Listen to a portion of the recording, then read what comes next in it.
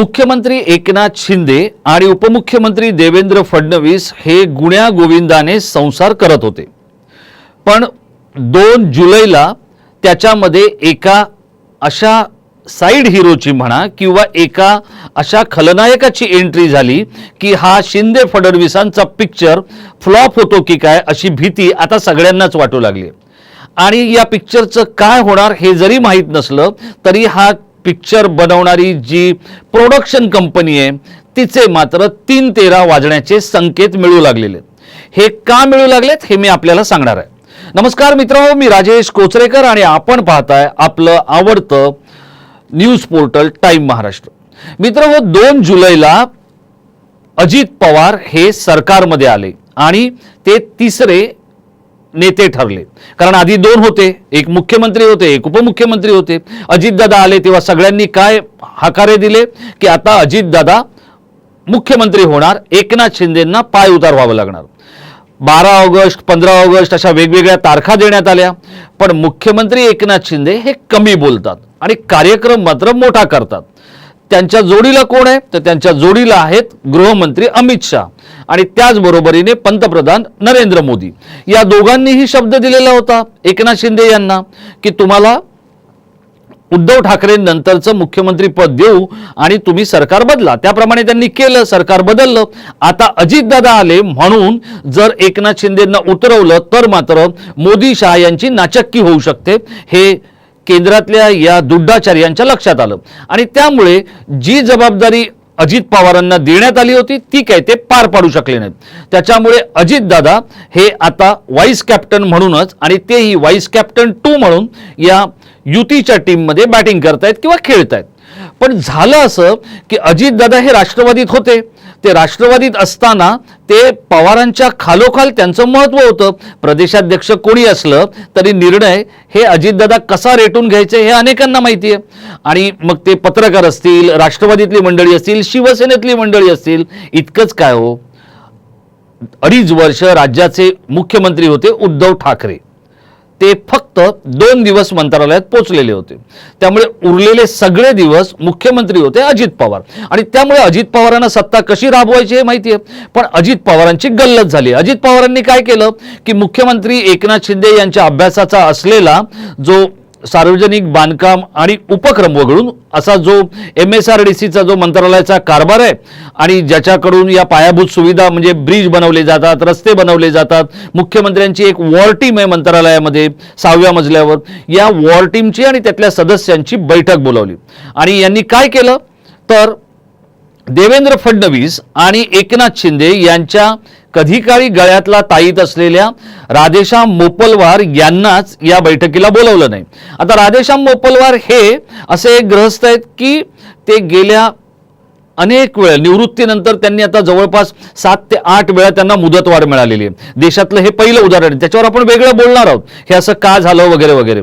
पण आता समृद्धी महामार्ग हा काहीसा फ्लॉप होतोय असं देखील समोर येतंय आणि त्याचं सगळ्यात मोठं खापर हे याच राधेश्याम मोपलवार यांच्यावर फुटतंय।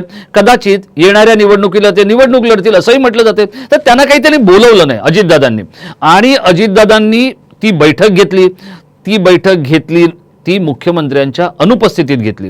त्यामुळे मुख्यमंत्र्यांच्याही डोक्याला 440 व्होल्टचा शॉक लागला। देवेंद्र फडणवीस तेही अडचणीत आले। पण यातून कसं बसं बाजूला होत असताना अजितदादांनी आता एक नवा आणखी अध्याय लिहिला। तो म्हणजे काय तर ऊर्जा खातं जे आहे त्या ऊर्जा खात्याच्या अधिकाऱ्यांची, वरिष्ठ अधिकाऱ्यांची त्यांनी बैठक बोलवली आणि ती बैठक त्यांनी पश्चिम महाराष्ट्रातलं जे पुणे, बारामती हे जे सगळी मंडळ आहेत इकडच्या अधिकाऱ्यांची बैठक बोलवली। आता ह्या ऊर्जा खात्याचा भार कोणाकडे आहे तर तो आहे देवेंद्र फडणवीसांकडे, म्हणजे उपमुख्यमंत्री किंवा वाईस कॅप्टन 1। तर एकतर कॅप्टनच्या अधिकारांवर पण दादा गदा आणतायत, त्याचबरोबर वाईस कॅप्टनच्याही अधिकारांमध्ये हात धुवून घेत आहेत।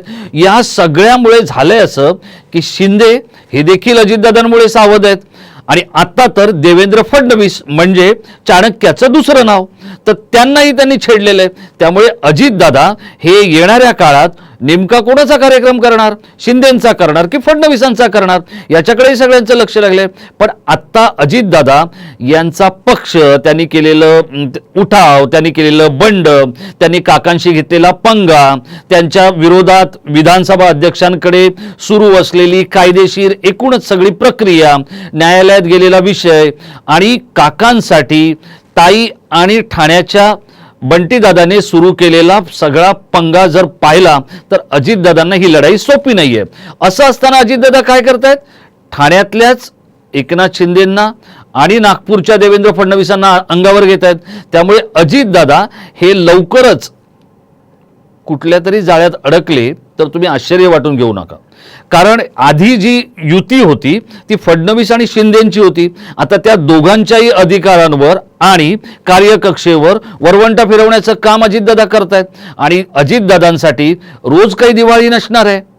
त्यामुळे जर शिंदे फडणवीस एकत्र आले आणि त्यांनी जर अजितदादांचा राष्ट्रीय कार्यक्रम हाती घेतला तर आधीच अजितदादा हे काही त्यांनी वरती जी काही आश्वासनं दिली होती त्याला काही ते पुरून उरलेले नाही आहेत, ती त्यांनी पूर्ण केलेली नाही आहेत. शरद पवार म्हणजे थोरले पवार काकासाहेब हे काही त्यांच्या हाताला लागलेले नाही आहेत. ताईसाहेब त्यांनी तर त्यांच्यापासून खूपच अंतर ठेवलेलं आहे. जे त्यांनी वरती सांगितलं मोदी शहांना ते त्यांना करता आलेलं नाही आहे. असं असताना देखील अजितदादा जे काही करतायत ते नेटानं करतायत. अर्थात हा नेट त्यांना किती वेळ चालू राहील हे मात्र सांगण्यासाठी एखादा ज्योतिषी आपल्याला बघायला लागेल. लवकरच आपण तो ज्योतिषी बघू.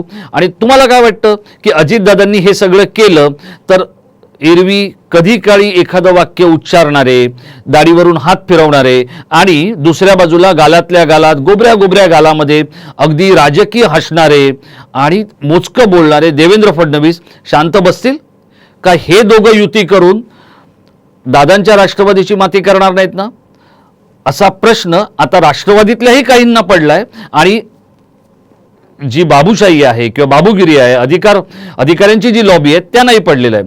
कारण या दोघांचेही अधिकार एकत्र घेऊन अजितदादा अधिकाऱ्यांना काट्यावर घेत आहेत.